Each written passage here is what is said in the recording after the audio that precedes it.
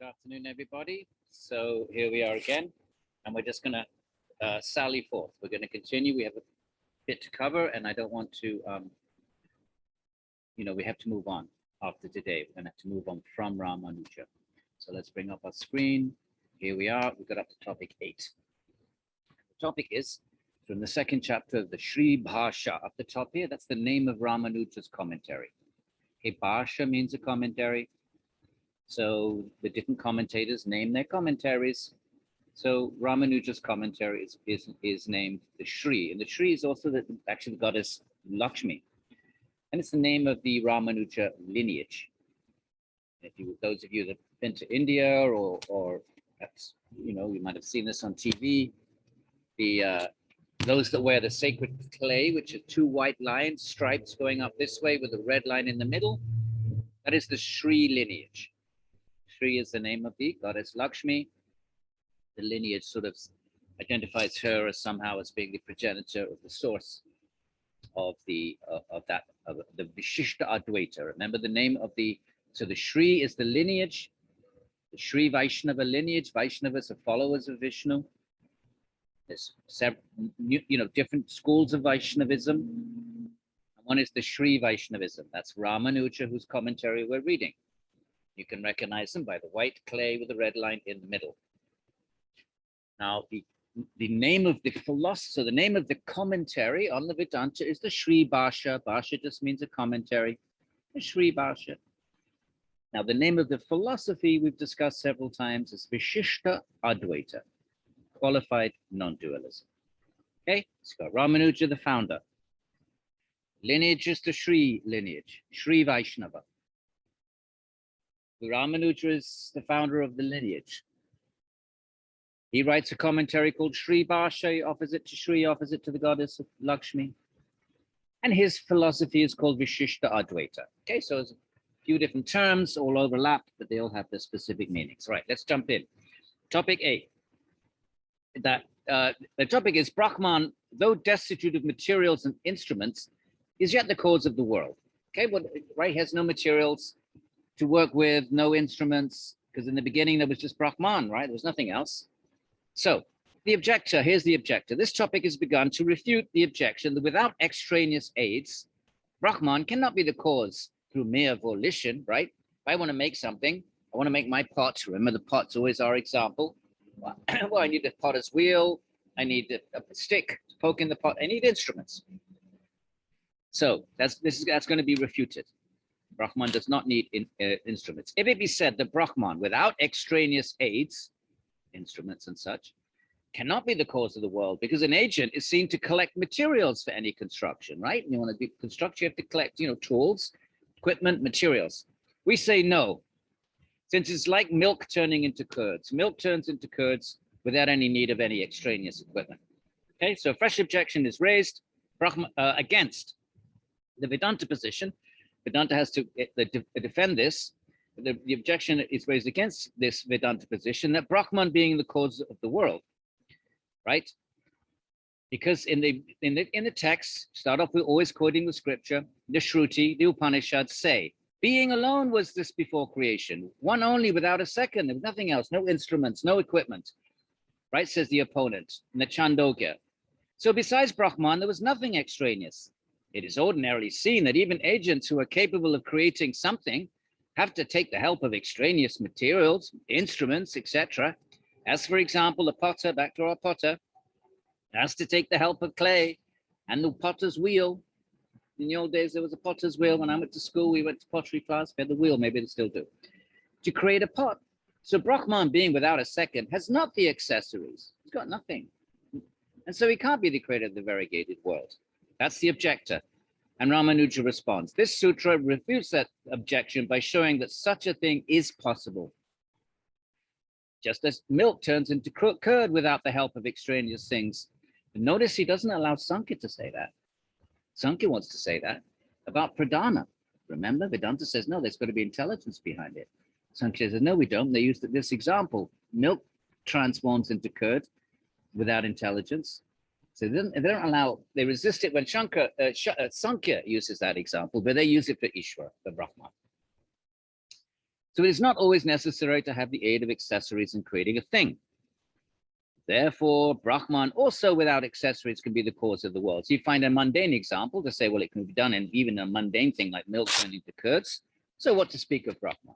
So there we are. That's a little argument there. And we move on to the next thing. Now, if Brahman, sorry, here's the sutra, 26. Brahman's being the cause of the world involves either the possibility of the entire Brahman being modified, or the violation of the scriptural statement that Brahman is without parts. Okay, so the opponent says, look, you want to say that Brahman is the cause of the world. Does the whole of Brahman become the world and there's no God left over? God is exhausted in the transformation of Brahman. God is exhausted by transforming itself into the world. There's no God left over then. The God is the world then. That's kind of like a type of deism. So either that, or you say, no, only a part of God transforms into the world, and then a part remains God. So in which case, Brahman has parts then. So that's going to be the argument. And that goes against the idea that God has parts, violates the scriptural statement that Brahman is without parts. So the opponent wants to trap Vedanta into a quandary, into a corner. Either you say the whole of Brahman transforms into the world, but then you've got no Brahman left, then you just got the world. Why not just say the world is God? Well, that's what the materialists would say. We don't need to talk about God anymore. Then God's exhausted by the transformation into the world. So either the whole of Brahman transforms into the world or a part. Well, if it's a part, then that means one part transforms into the world, one part doesn't, remains God, the Godhead. But then you've got two parts then, or three parts if you add the souls. So then you have a Brahman with parts, and that goes against the scripture, says the opponent. Let's see. If Brahman is without parts, and yet the material cause of the world, if there's no parts, then we have to admit the entire Brahman evolves into the multiform universe. And it must completely, if there's no parts, then all of Brahman transforms. So there will be no Brahman left, nothing left over, transformed into the world, and consequently no ruler of the world either. There's no superintending God. If, on the other hand, it is said that the whole of Brahman does not undergo modification, but only a part. One part of Brahman is the world, one part is the soul, and one part remains God. And therefore, a portion gets evolved as the sentient world of souls, and a portion as the world of matter. So one portion is soul, one portion is God, and then there's a third, which is God himself, who doesn't get transformed. And that's, so if you want to say that, says the opponent, then we have to accept that Brahman is made up of parts in its causal state. But that's denied. The opponent says that you'll end up having to say that, but you can't say that because you're Vedantins and you accept the scriptures, and the scriptural texts say there's no parts. Look, and he quotes, in the beginning, my boy, being alone was all this, one without a second, no parts. And that's from the Chandogya. CHA is Chandogya, 621. In the beginning, verily, all this was Atman alone, nothing else. Aitariya, 111. So in either case, it leads to a dilemma. Either the whole of Brahman's transformed, then you've got no God, or parts transform, and then you have a God with parts, and then you've gone against the scripture. That's your dilemma. So Brahman cannot be the cause of the world, is the conclusion of the opponent. So Rāmānuja says, but it cannot be like that. On account of scriptural texts supporting both the apparently contradictory views, and on account of Brahmans possessing various powers being based on the scripture only. So then the sutra says, no, well, the scriptures say different things at different places, and Brahman has powers, he can do anything he wants. That's what it means to be omnipotent. Let's see how Rāmānuja phrases it. But, that's the two here. But, Shretes 2, there's the two in the Sanskrit. But refutes the view of the former sutra. There is no dilemma whatsoever for scripture. Why? Because scriptures declare, they do declare that Brahman was without parts, but they also declare that Brahman is the material cause of the world of multiforms, trees, mountains, lots of forms, multiforms. It may be said that even scriptures, oops, what did I just do? I went to the wrong page. It may be said that even scriptures cannot say what is absurd. Let's get that big. Oh, we did it again. I'm hitting the wrong button. Right, let's just go up here. So, and now he says, okay, let's just read that bit again. But it may be said that even scriptures cannot say what is absurd. Even a scripture may be sacred text, but it doesn't say talk nonsense. It can't say one thing and then say another thing. It can't say, for example, water with fire, because that's absurd. Water doesn't have fire. So Rāmānuja is saying, no, scripture doesn't say absurd things, but it seems to say both things. It seems to say that there are no parts, and yet it is also creates the world and is not exhausted by that. So how does he conclude this? But in matters of supersensuous, right, beyond our sense perception, we can't see God, we can't see the creation of the world. Scriptures alone are authority, and ordinary standards of reasoning do not apply there. So rather than answering philosophically, Rāmānuja says, well, it seems like a dilemma, but that's what the scriptures say, that on the one hand, there's no parts. On the other hand, the world is created, the souls are created, and God is not exhausted by that. So we just have to accept that. Maybe it's a mystery, perhaps as the Christians would say, or it's something that's beyond reason. That's what he's saying. It's supersensuous. Whatever, right? And it goes beyond ordinary standards of reasoning. Whatever thing is established by the proper means of knowledge, with respect to it, must be taken to be of a nature as declared by the particular source of knowledge. So the scriptures are a source of knowledge.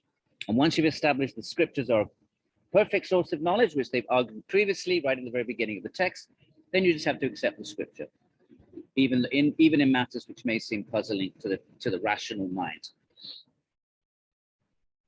So, okay, so Brahman is unique and beyond our ordinary comprehension. So now he's relying on the fact that we can't understand God with our limited intelligences. That's where it's going. It is quite unlike everything we experience in the world, and it possesses infinite powers. You cannot apply, okay? It can do anything. It's omnipotent, omniscience, as any theist would say. And so you can't apply here the reasoning, which holds good in our ordinary experience. And with respect to things of finite power, right? We have our ordinary experiences, and with limited power, and whatever we deduce from that, we can't apply that to God. God is a different category. It's beyond comprehension. You can't apply our mundane reasoning. The rule of, okay, let's go down a little bit. So also the principle that causal things which produce effects have parts is not applicable in the case of Brahman. In our normal perception, our normal experience, if there's a cause and it produces effects, then we've got parts. There's the part that was the cause, the part that was the effect. So there's two different parts. So if milk produces yogurt, well, milk, they're not the same thing. They're two different parts of an entity that's transformed. That reasoning is not applicable to Brahman. But the texts declare it to be without parts. He says, yeah, they do declare it to be without parts. And yet, at the same time, the material cause of the world. So we have to accept this view expressed by texts. And there is no room for any doubt as to how Brahman without parts became many. We just have to accept it. So that's really a dogmatic answer, a theological answer. It's dogmatic, meaning you just have to accept it. You can't reason your way to it. So at this point, he's stepping at, he's a good philosopher, Rāmānuja. At certain points, I think any theist has to accept, unless you want to say you can capture God by your puny intellect, that becomes problematic too. If we could understand everything about God with our intellect, that would mean God would be limited by the limitations of our intelligence. That our intelligence would somehow be capable of understanding the infinite unlimited one. Our intellects are limited. So therefore there must be a whole lot of God that lies beyond the power of human comprehension. Any theist would accept that in any tradition. So at certain points, the theist would just say, this is how it is. The scriptures tell us it is so. We just have to accept it. It's dogmatic, but it doesn't mean that, it just means that philosophy, these are amazing philosophers. Rāmānuja is an extraordinary philosopher. But at some point, everybody has to say, even a scientist has to say, well, Big Bang, we don't know what was before it. We can't go there. Any philosophy has to have a stop sign saying, okay, well, this is our foundational truth. We just accept this as a foundational truth, whether it's theism, materialism, any kind of ism, There has to be some basis, and then you say, well, we can't go any further than that. We can't go beyond that. That's a stop sign, right? So Big Bang is a stop sign. You can't start asking questions before Big Bang.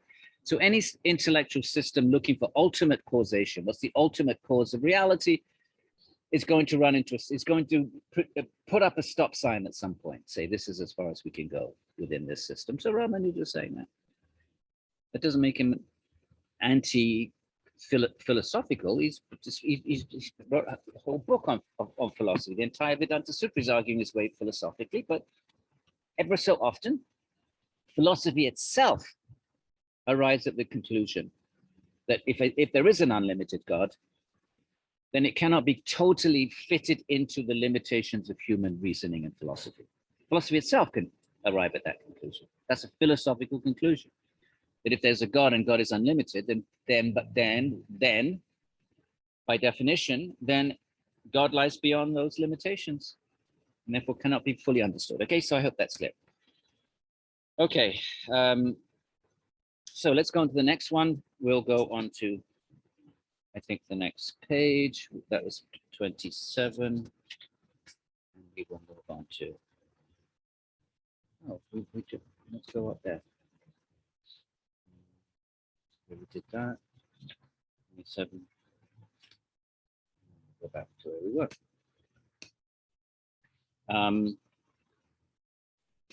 And then the other thing you can do is what he does in 29. And on account of the opponent's own view being subject to these very objections, you're still not answering it philosophically. You're saying, but anyway, your philosophy, you opponents, you Sankhya people, you've got the same problem. You say that's a problem for us. It's a problem for your philosophy as well.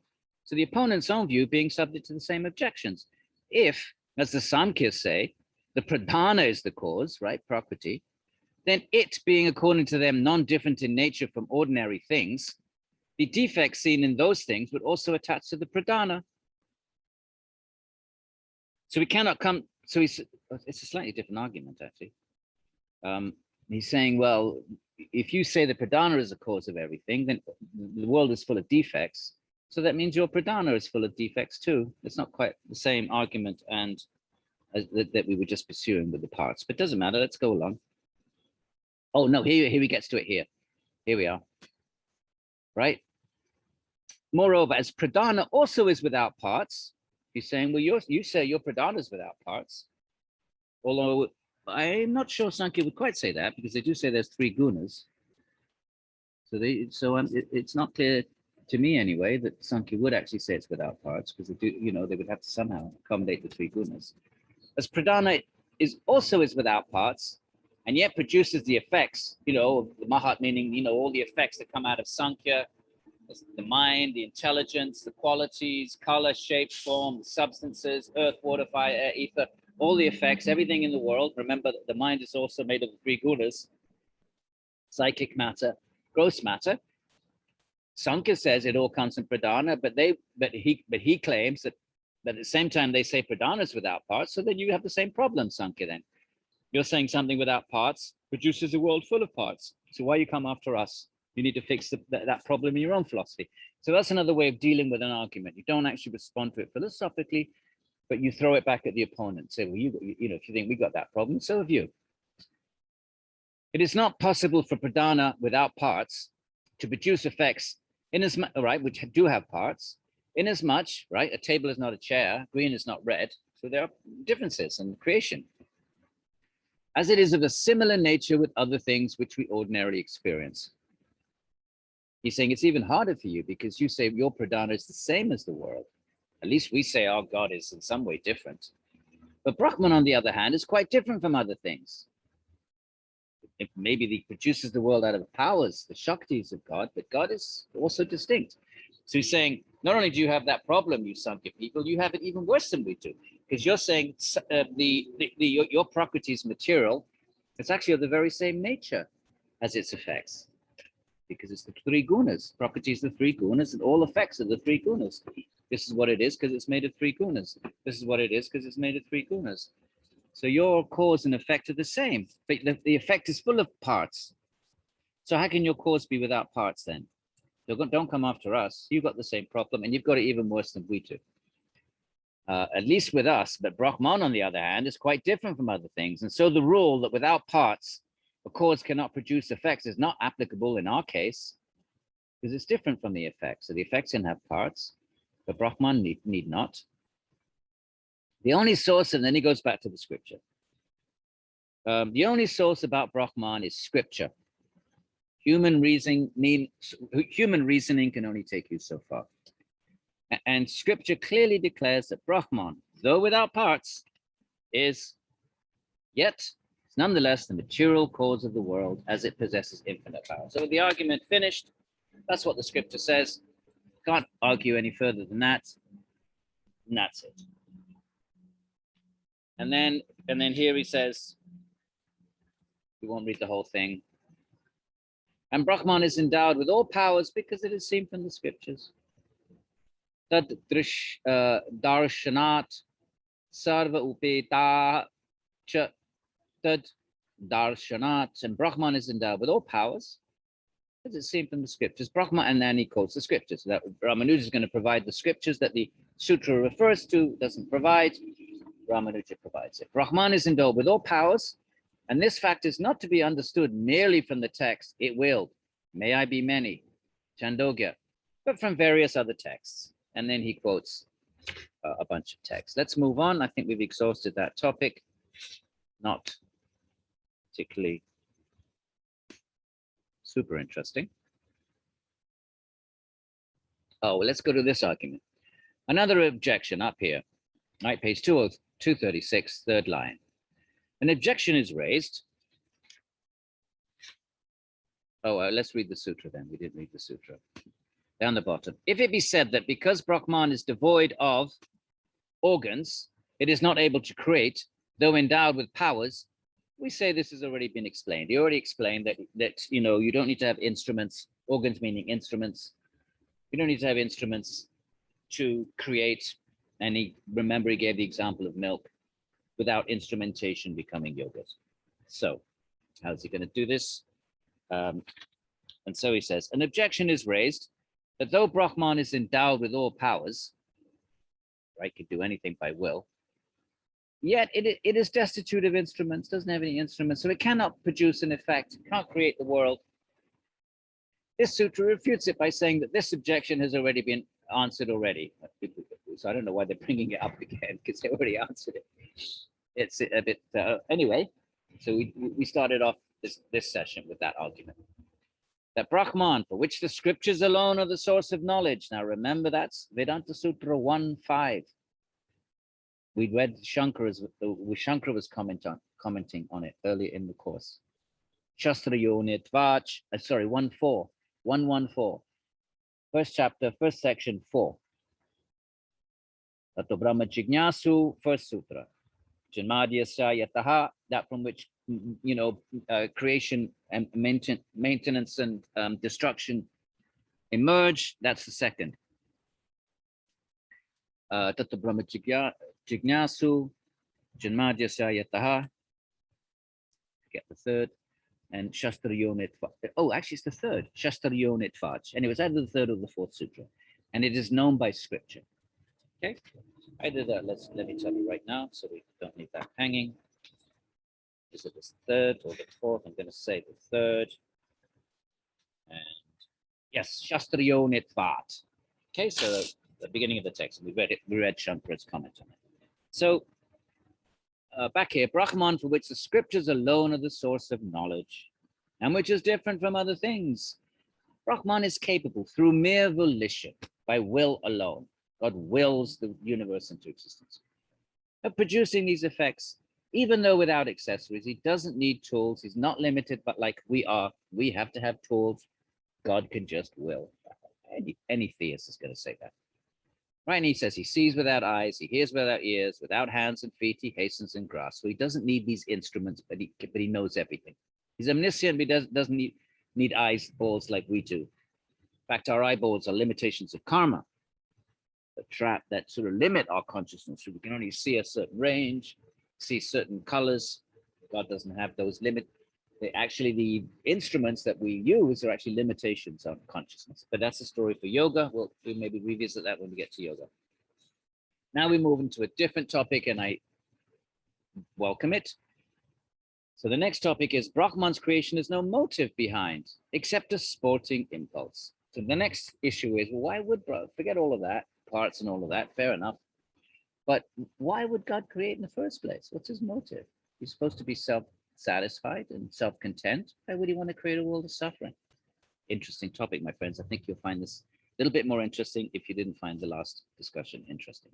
Stay with this one, you might find it. You know, don't we all ask, why is there suffering? You know, why does God allow suffering? Well, let's see what the text says. In the previous topic, it has been shown that as Brahman is endowed with all powers, it is capable of creating the world through mere volition.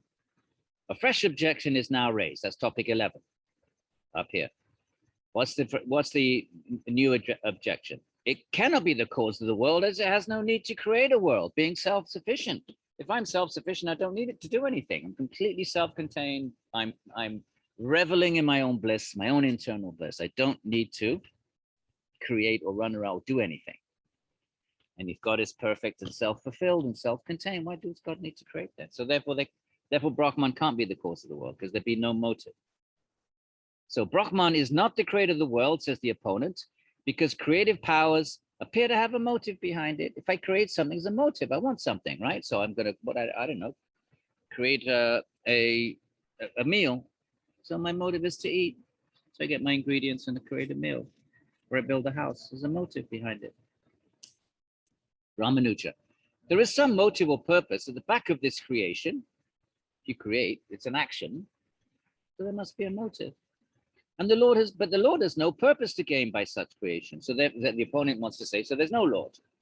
If there were a Lord, there'd be a motive for creation. And what could the motive possibly be for a self-fulfilled and internally blissful God? Nobody engages himself in any action without a motive or purpose, says the opponent. This purpose can be twofold. There's two kinds of motives for action. It can either to satisfy one's own desires, or for the sake of others. I might cook a meal for my daughter, or I might cook for myself. Action is triggered either for self-interest or serving somebody else. But Brahman, being self-sufficient, has nothing to gain for itself by the creation of the world. So the first option, you do it for yourself. Well, Brahman has no self-interest or personal motive to create the world. So that can't be that out of those two options of creating for yourself or creating for someone else, out of those two, it can't be, Brahman can't be creating for his own purpose, because he's content. Neither can it be for the sake of the individual souls. It can't be for others either. Why not?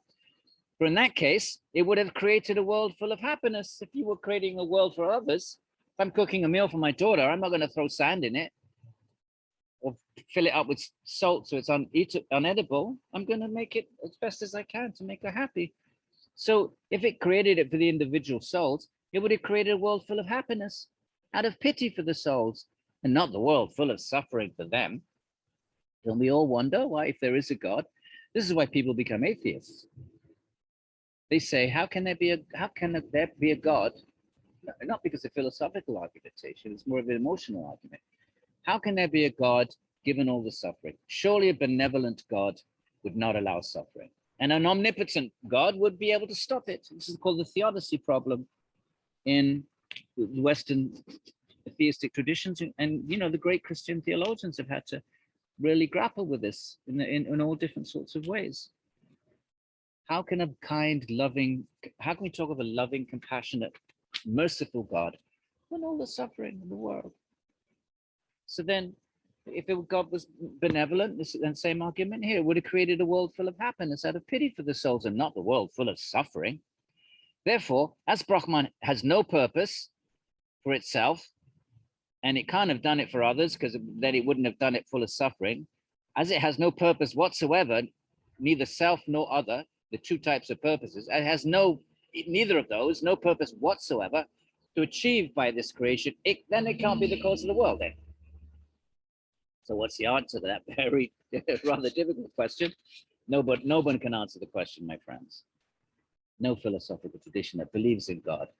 No one has a very good answer for that. I mean, we could say it's karma. Okay, well, the world is full of suffering because of karma that we did maybe in a past life. but then say, well, what about why was there suffering in that past life? Oh, it was a life before that. Oh, why was there suffering in the life before that? And you can keep going back, and then you'd end up, they would say, well, it's anadi, it's beginningless.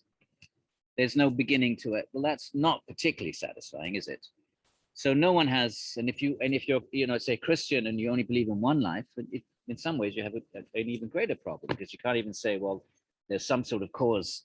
You did something in a past life and that's why you're suffering now. You can't say that if you only have one life. You have to explain, well, why does God put one soul in a miserable condition and another soul in a happy, pious, righteous sort of family?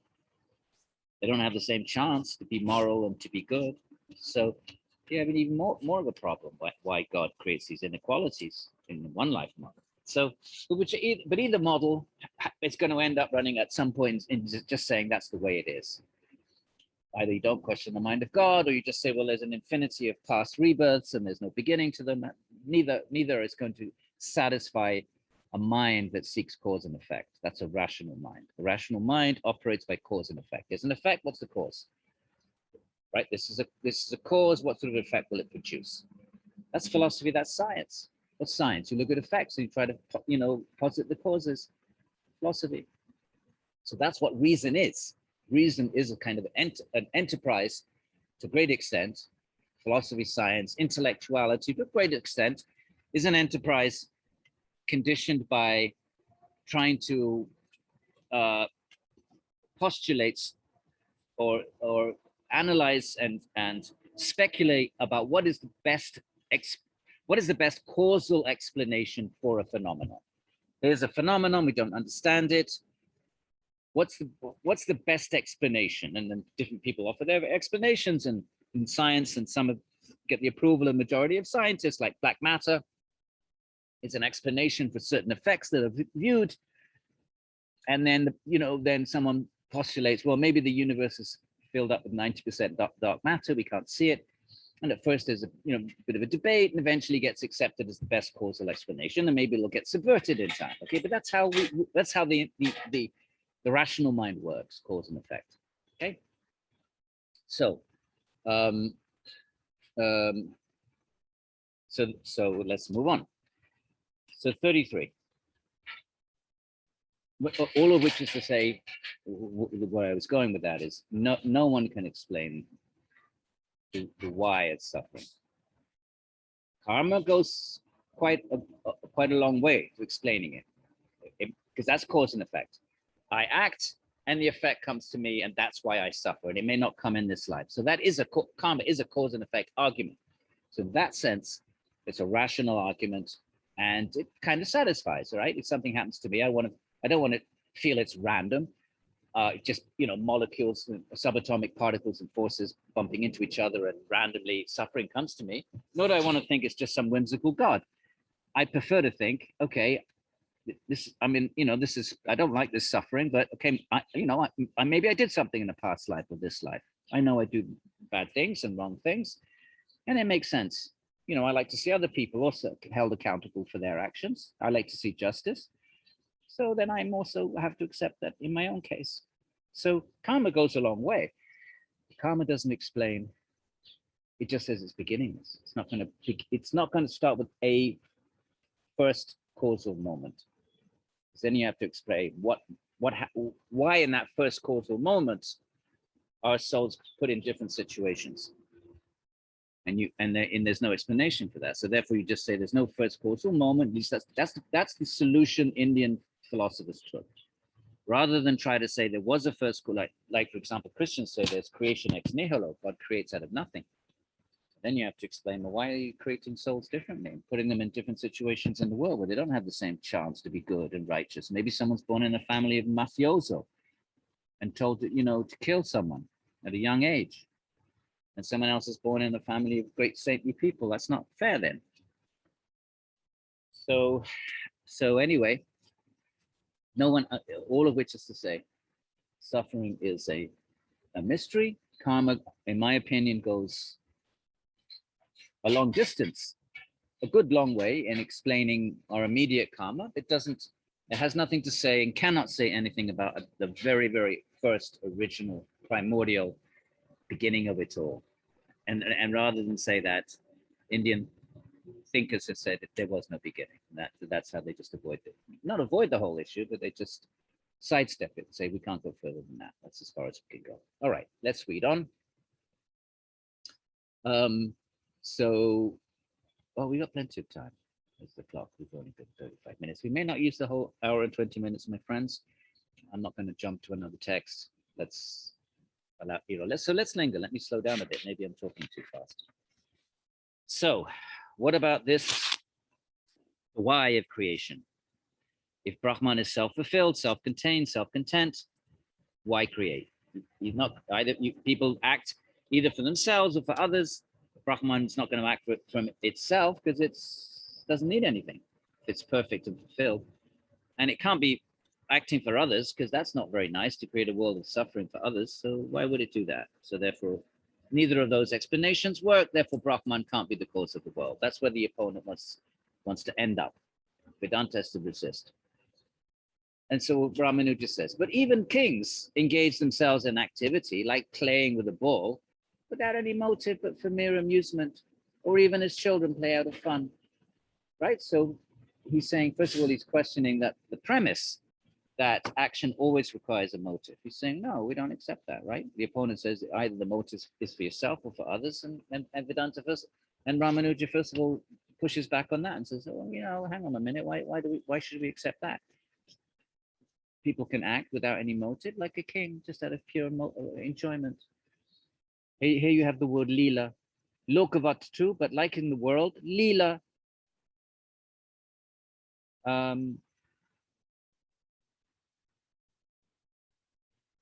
Lila kevalyam,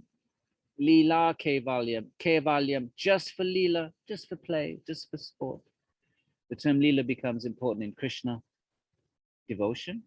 And we're going to read a story at the end of the course, my friends. We're going to read one of Krishna's lila. Krishna just having fun. Brahman, Krishna is Brahman.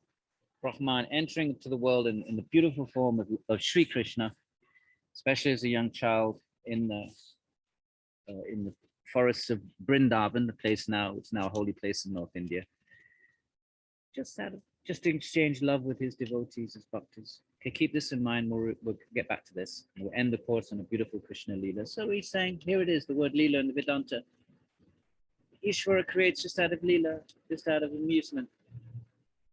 So just like a king plays with a ball without any motive for mere amusement, or even his children play out of fun, so also Brahman, without any purpose to gain, engages itself in creating this world of diversity as a mere pastime. He just does it out of fun, not that he needs to. It's just part of the infinite variegatedness of God, and that variegatedness is dynamic and full of all possibilities, and one expression of that is the creation of the world. Then what about, but then the arguments, part of the argument still holds. Well, why would he create a world? It might be fun for him. It's not fun for us down here when we have to get old and die and suffer. Why? How is that fun? Well, that sounds like a sadistic God then, doesn't it? It sounds like a very cruel God that just out of fun creates the world, and the world is full of suffering, and we've seen the suffering. Look at the, just put on the news. So now we're going to get the second part of that, of the opponent's objection. An objection is raised, well, it already was raised, but he's bringing it to the forefront again. An objection is raised against the view expressed in this sutra. The creation of a world in which there is so much suffering. Hey, this is the first noble truth of Buddhism. Well, everything is suffering. The four noble truths of the great Lord Buddha. Sarvam dukkha. It's the central verse of the Yoga Sutras. The suffering in the world is not nice. We see it on TV, and occasionally it afflicts us. Is that all just God having? Is it just God's amusement? Like we might watch a horror movie and we get amusement out of it. Not that I would, but some people like. I think when I was a kid, I probably got off on horror movies. So we like to see. In fact, when you're a kid, at least when I was a kid, maybe they've changed the cartoons now. But when I was a kid, the cartoons were quite mean. Like Tom and Jerry, the cat, was it Tom? He was always getting electrocuted and smashed with huge boulders falling on his head, and we would laugh. That's kind of mean. Maybe they've tidied up the cartoons. I don't know what they're like now. I'm talking about my pre-politically correct days. So there is a kind of fun, I suppose, that comes from meanness of watching the suffering of others, right? So is that what God's like then? Is he just sort of someone that enjoys watching others suffer? So let's go back to the Rāmānuja. The creation of a world in which there is so much suffering would subject Brahman to the charge of partiality and cruelty. How so? Well, partiality, not everyone's suffering the same. We may be suffering, but not like people in Syria are suffering right now, or in Ethiopia, or in some parts of the world, Afghanistan. That's partiality, that why some are suffering and others are not. So that's one problem. And then cruelty. Are you enjoying the suffering? And as we just discussed. So Brahman is full of pity. If you want to say Brahman is kind and loving and full of pity and benevolent, that sort of a Brahman cannot be the cause of this diabolical world, this awful world. I mean, look in the grass, big insects ripping off the limbs of other insects. Birds coming down and grabbing some poor little, bug and just crushing it in its beaks. It's a pretty violent. Reality is violent if you look carefully. So Brahman is full of pity. Cannot be the cause of this diabolical world, even out of mere sport, even out of just fun. How are you going to get out of that one now? It's a tough one. So partiality and cruelty cannot be attributed to Brahman. Now the response. Okay, that was the objector, the previous sutra. Sometimes the sutra is an objection, the objector, and then the next sutra is the response. Or sometimes you might have 2 or 3 sutras, or all kind of sort of continuing an objection, or objecting, and then there's a response, and then there's a new objection. Okay, well, accepting that. Well, what about this? So that's how it works, right? So an entire sutra could be an objection. In this case, now we have the response: partiality and cruelty, right? The 2 charges that the opponent brings. Some are suffering more than others, that's partiality, but everyone's suffering, that's cruelty. So partiality and cruelty cannot be attributed to Brahman. Why not? On account of its taking into consideration other reasons in the matter. Well, there's other causes of suffering. Okay, let's see how Rāmānuja explains what they are. And then, of course, we're familiar with the Vedanta refrain, because the scripture declares it to be so. So that now we're back into a dogmatic. Dogmatic means not argued for by reason and argument and philosophy, just asserted. It is so because the scriptures say so. That's dogma. It may be true.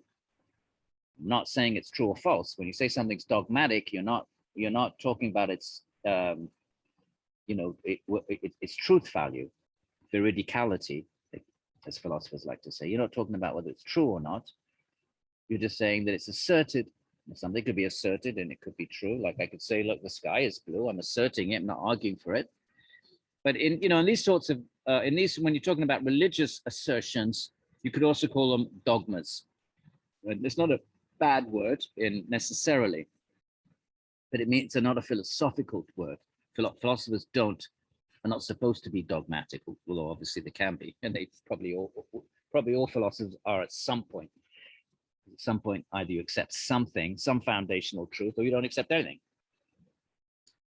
But let's get back to this. Now, some are born as men, while others are born as gods. Remember the celestials, small g, not talking about Ishvara here. There's just more powerful beings with better karma, the devas. So the Lord is partial to some. He's cruel in as much as he, okay, no, this is still the opponent. Now let's read on. Oh yeah, here's the opponent. He is cruel in as much as he creates a world full of suffering for the souls. Opponent still. Now Rāmānuja, the latter part of the sutra refutes these objections. 2 objections: partiality, cruelty, and says that on account of the Lord's taking into consideration the past karma of the various beings before creating them as gods, man, or lower animals, partiality cannot be attributed to him. So this is the argument, that you're born as a god or as a man or as an animal or as a woman, and you're born in this family or that family. Maybe you're born in a war zone. Your parents are killed when you're young, or maybe bomb drops on your house and you get, and you're only 2 years old. I mean, there's horrible things that happen. So karma says, well, that's because you did that to somebody else in a past life. So it's easier to explain suffering in a multi-life model than it is if you only accept one life. Because then you can't say, well, I did something in a past life. If you don't accept past lives, then how do you explain that? The awful inequality. So this partiality argument, one life model theories have a harder time. And multi-life models, at least they can say, if we accept it, of course we have to argue for multi-life and not just dogmatically asserted. There are arguments that are given that we not part of this course, but a cause and effect arguments that everything is cause and effect. That's how inferences work, right? Wherever there's smoke, there's always fire. So wherever everything we see is explained by a cause, a causal relationship. All effects have a cause. All causes have effects. All actions create effects. So why should human behavior be any different? Why should human action be exempt from the law? It's an action, so it must produce an effect. What kind of an effect? Well, it's an immediate effect, right? I move something, so it moves. But there's also the sort of psychic intent. There's a psychic level to action. Now, not just the physical effect that we perceive, but there's the psychic intention behind it. And that psychic intention produces an effect that comes. Whatever the intention of that action is, the equal and opposite result of that will come back.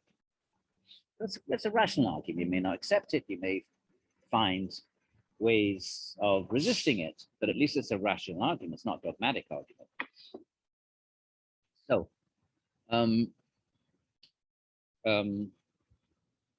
so then he starts off by saying there's no partiality. People are born in different situations because of what they themselves did. Don't blame God. They themselves did in a past life. Souls are born according to their past karma in different species. Some species are, I'm sure that there's lots of species you would rather not be born into. Imagine being born, I don't know, a small fish in the ocean, and a big, you can't, everywhere you swim, the predator's trying to eat you. Can't be a very happy existence. Or a small bug, when there's birds and trying to eat you and big bugs trying to rip you apart. Can't be a very happy existence. Souls are born according to their past karma in different species. So their karma accounts for the difference in their condition, and not the law's partiality. It's what you do comes back to you. That's the law of karma. Whatever you've done comes back to you. Shruti also declares the same thing. And remember, you make an argument. This is a kind of a rational argument, but if you're a Vedantin, you do make rational arguments. You make philosophical arguments, but they always have to be backed up by scripture. So after you've made your philosophical argument, then you wheel out your scriptural quotes and say, Shruti also declares the same thing that we've just established by philosophy and reason, we're now going to establish by scripture. Man becomes good by good work, bad by bad work. Brihadaranyaka. So the Lord is only the operative cause in the creation of beings, right? Lord connects the appropriate effects to the causes. You're free to act. He doesn't make you act.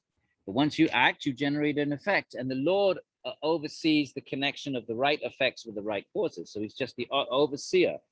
The operating agent is what it's called here. The operative cause. The main cause is the past karma of the beings. Karma is the law. And then God oversees the law, like the judge. Just as the rain helps different seeds to sprout, each according to its nature, so the Lord is the general efficient cause in bringing the latent tendencies of each individual to fruition. He brings the tendencies that are already in our own minds and psyches, he brings them to fruition, and he connects the effects. So he's neither partial nor cruel. Okay, so then we're on 35. Yeah. Right, let's keep on. If it be said that it's not possible for want of any distinction in work before creation, we say no, because the world is beginningless.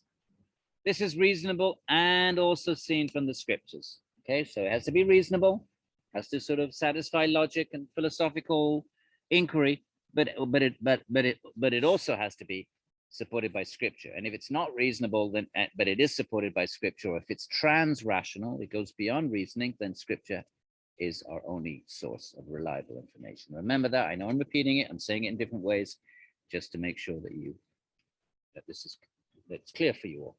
Right, what's the argument? Before creation, it was Brahman alone, and nothing else existed.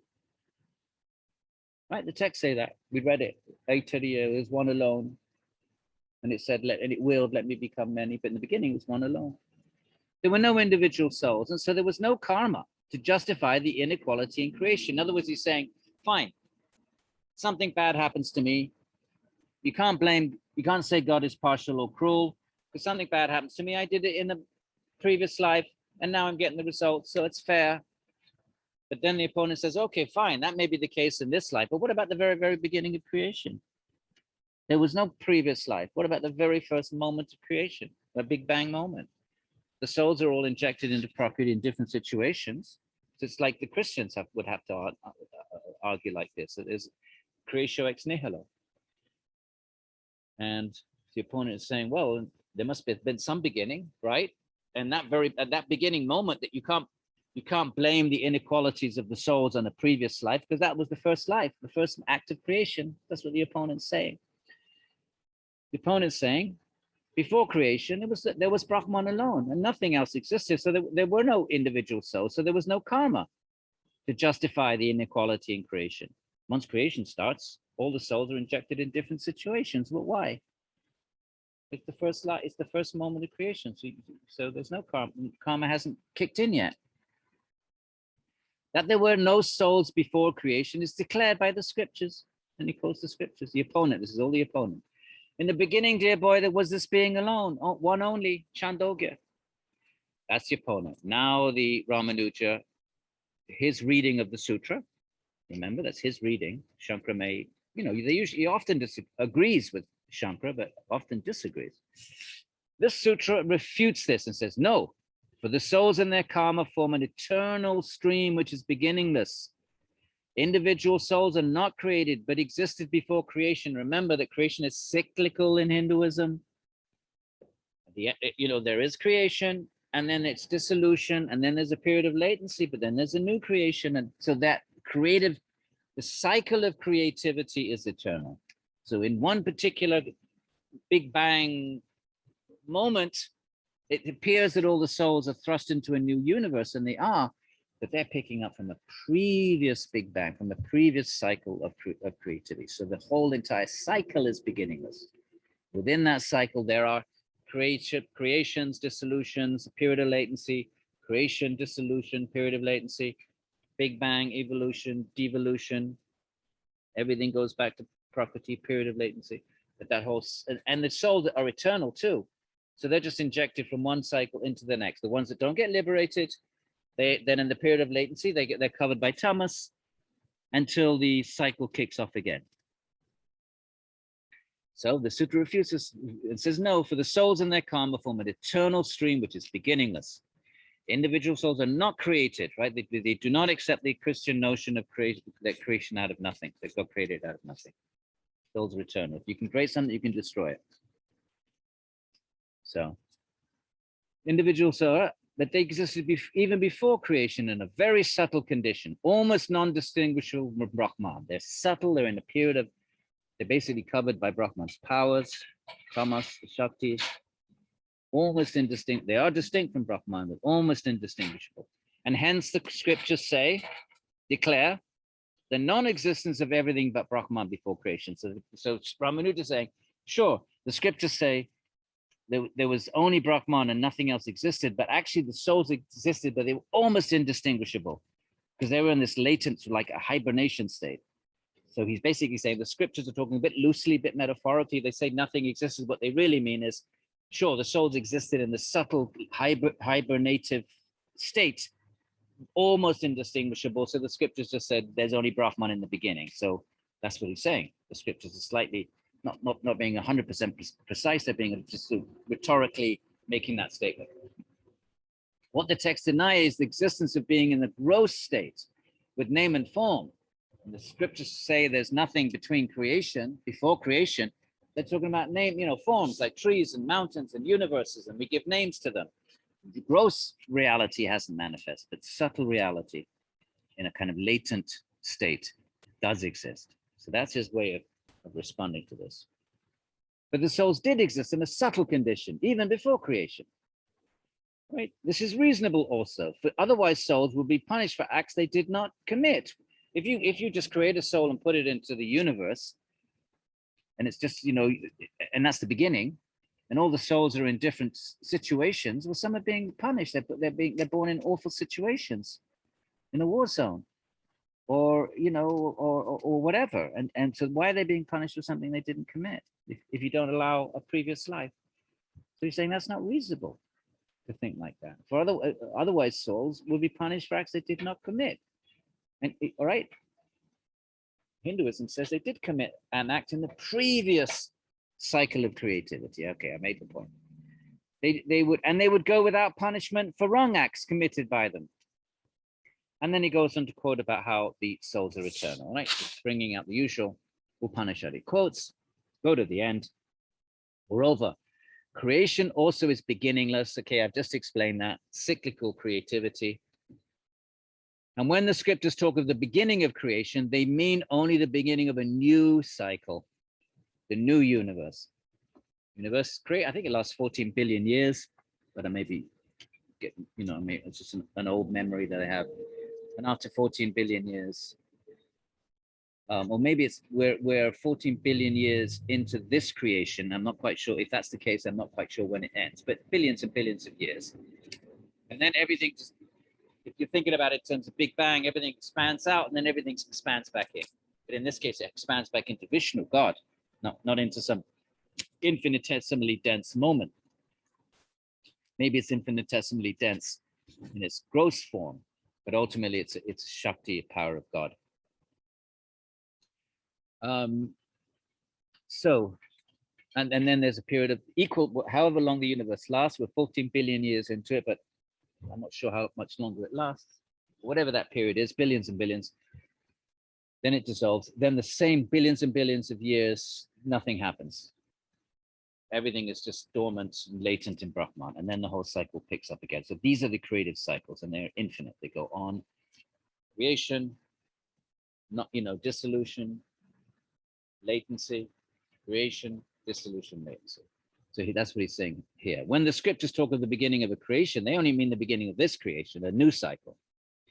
And then he says, and how he's going to demonstrate that? This is borne out by texts like that. He quotes Rig Veda, very ancient, and not a great quote, but it's a quote. The Lord devised the sun and the moon as before. So the as before, Rāmānuja takes that to mean as before in a previous creation.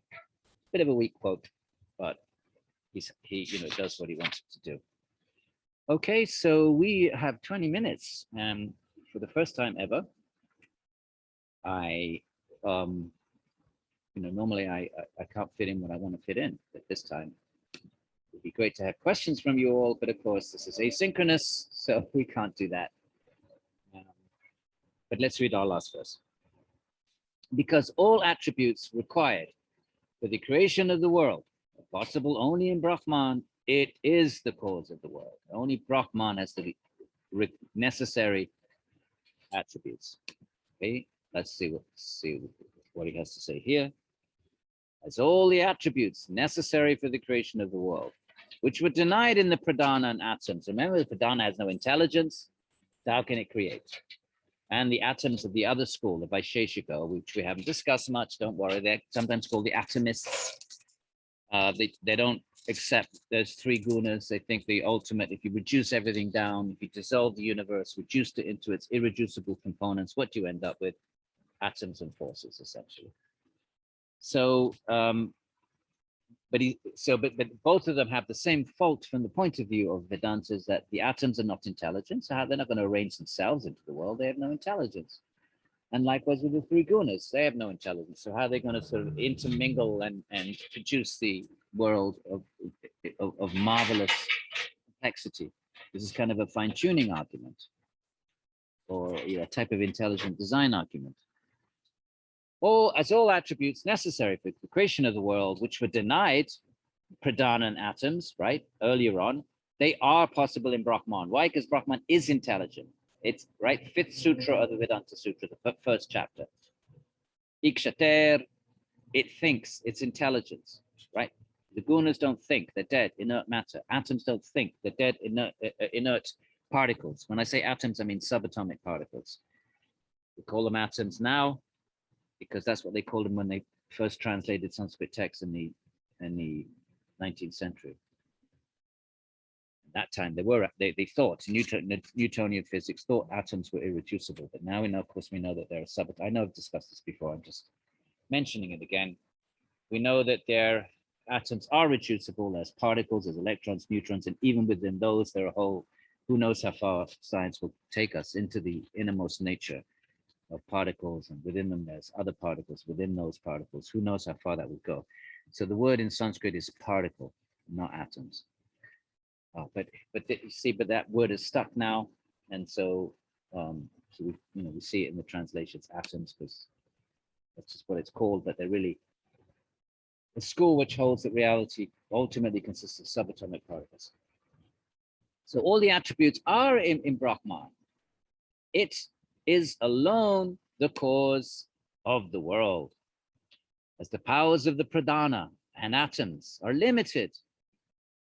Right? They have no consciousness. They're just dead in earth. Right? Pradhana is the 3 gunas. The atoms are these particles of this other school, Vaisheshika. They're limited, and they are of the same nature as things seen in the world. Right? This is made of atoms. So if you say atoms are the ultimate cause of everything, that atoms are the particles. Well, the particles in this piece of wood are the same. And the same if you say this is made of the 3 gunas, and you say the cause is pradhana with the 3 gunas, well, then the cause and the effect are the same.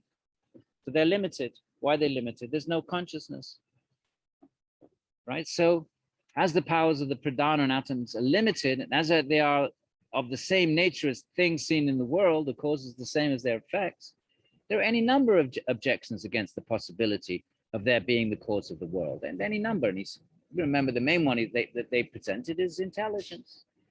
Atoms can't self-arrange. Something has to push them together. So you have forces, but then what's pushing the forces? What are forces? Even in physics, we don't know what forces are. We don't know what gravity is. We know what it does. We can measure it by its effects. We don't know what it is. We just know, we call it a force or a power.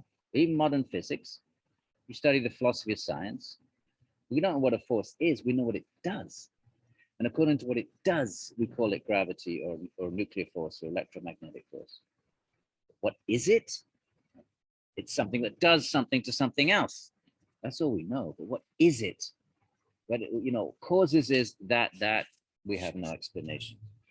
I mean, some forces we can say are caused by other forces, but you get to a certain point where you can't go further. You just say it just is. And it does stuff. It causes things to move, essentially. Forces cause other entities, particles to move. What is it? That's a metaphysical question. And Vedanta would say these are just powers of Brahman, powers of Ishvara. And so therefore he's saying what I just said.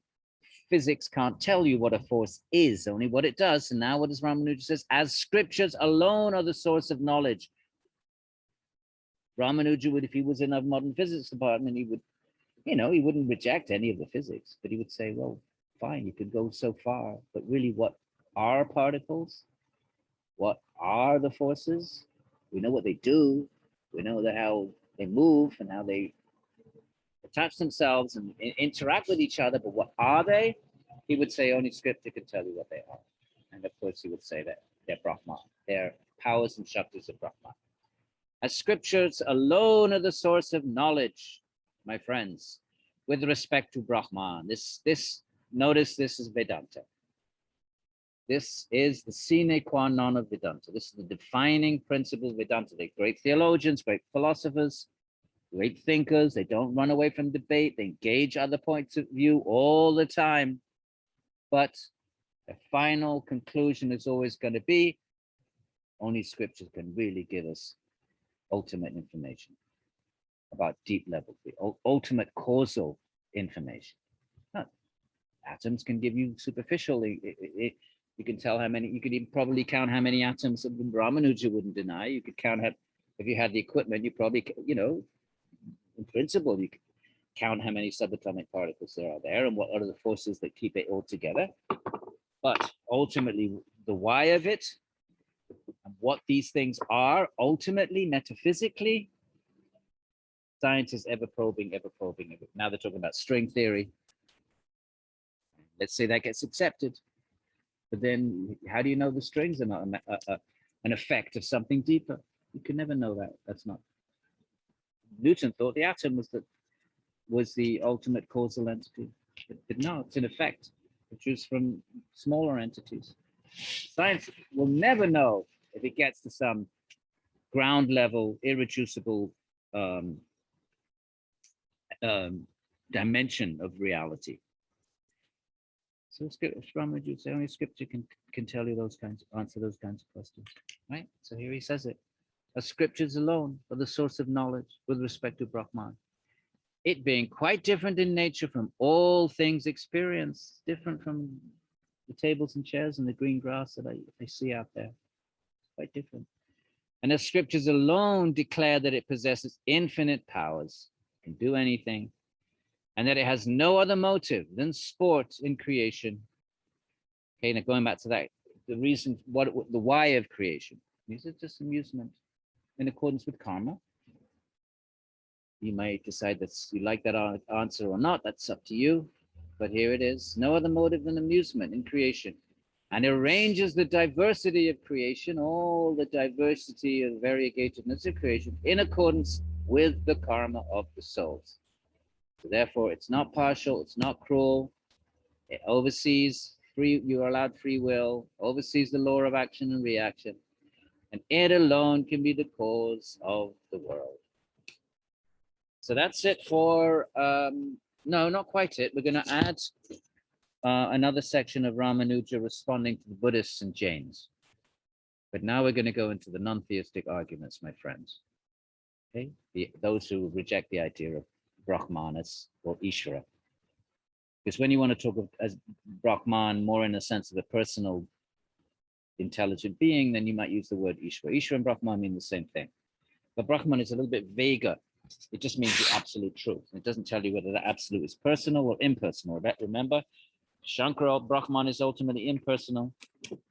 Everything else is a mirage, a superimposition. It's just impersonal, without quality, without form. Brahman that's ultimate and causal. Actually, wouldn't even say it was causal, because ultimately there are no effects for Shankara. It's all a mirage. So he thinks of Brahman in impersonal ways, and the personalists think of Brahman as a personal being. Vishnu for the Vaishnavas, Shiva for the Shaivas, but Vedanta is mostly a Vaishnava enterprise. And so Brahman is a personal being. And then when you want to be clear that you're talking about Brahman as a personal being, you use the word Ishvara, especially when you're talking about Brahman in relation to creation. Not so much in Vedanta, because Vedanta's, because the word Ishvara is there in the Upanishads, but not as much as Brahman. Brahman is everywhere. So Vedanta then sort of, being faithful to the Upanishads and seeing itself as explicating the Upanishads, then uses the term Brahman. But Ishvara is the same thing. Okay, so Ishvara, when we're talking about Brahman, it can go either way, impersonal for Shankara, personal Rāmānuja, but Ishvara, both Shankara and Rāmānuja accept as the personal creator God. But for Shankara, of course, it's ultimately illusion, but he still accepts Ishvara in conventional reality, in sort of illusory reality, in the mirage, the world of the mirage. He accepts Ishvara as the creator God. Okay, so now we're going to, and I'm saying all of that because we're going to have anti-Ishvara arguments. And just to be clear in your mind, the connection between Ishvara and Brahman, same thing. Just the word Ishvara emphasizes the personal nature of Brahman, whereas just the word Brahman could be personal or impersonal, either way. All right, so we're going to have 4 or 5, and we have a couple of guest lectures. So you won't have to listen to me. In the next 2 weeks, we have a specialist in Jainism is going to give you the lecture on Jainism. And we have a short lecture from our old Rutgers student who sat in this Hindu Phil course 20 years ago, and is now a professor of Indian philosophy at Bridgewater State University. Matthew Dusty, the author of the book, you know him well from the book, which we will then return to after the near Ishvara, the ones that say there's no Ishvara. 2 weeks on them, right? Jain's, but 2 on Buddhism, one Mimamsa, school of ritualists. Remember in the beginning of the Vedanta Sutra, the Purva-paksha was the Mimamsas. They want to say, you know, that the scriptures are about prescription, prescribing you action, ritual. And Vedanta had to engage them first before they started engaging Sankhya. They had to engage the ritualists, because the ritualists are even a little bit more problematic because they accept the same text. Sankhya doesn't really care much about sacred texts. It accepts them. They're still Vedika. They accept the Vedas, but they don't quote them. They're mostly using reason and argument. They barely quote any Upanishads. None at all, practically. At least the text that we have. Sankhya Karikas, Yoga Sutras don't quote a single verse.